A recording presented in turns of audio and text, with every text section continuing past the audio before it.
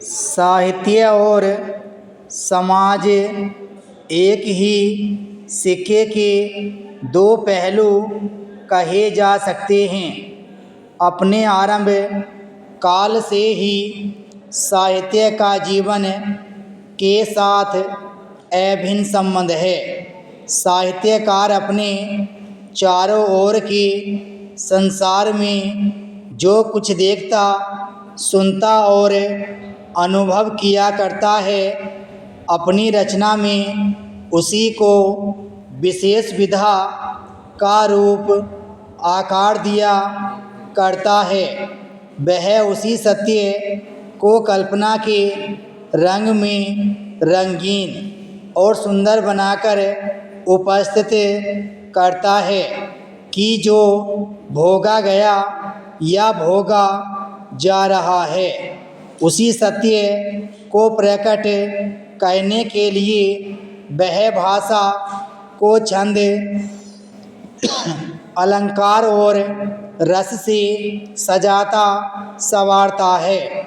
दूसरे शब्दों में लेखक अपने और मानव जीवन के अनुभवों को ही अधिक सुंदर रूप में पुनः निरूपित करके साहित्य की रचना करता है।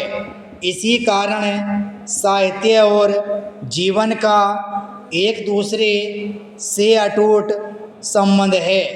यूँ भी कहा जा सकता है कि जीवन का प्रतिबिंब ही साहित्य है, जबकि साहित्य जीवन को प्रभावित भी करता है, उससे प्रभाव ग्रहण भी किया करता है। पैरा साहित्यकार में जीवन उसकी विविध प्रवृत्तियों, रूपों और सौंदर्य को देखने परखने की अद्भुत शक्ति होती है।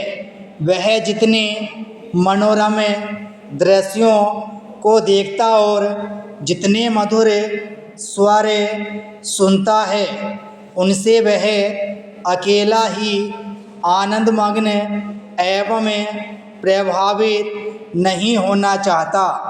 उनका रसास्वादन दूसरों को भी करवाने के लिए वह आतुर रहता है। जब कवि या लेखक समाज को अपने हृदय की बात अपनी भाषा और विधा में सुनाता है, तो साहित्य और समाज का संबंध स्वतः ही स्थापित हो जाता है।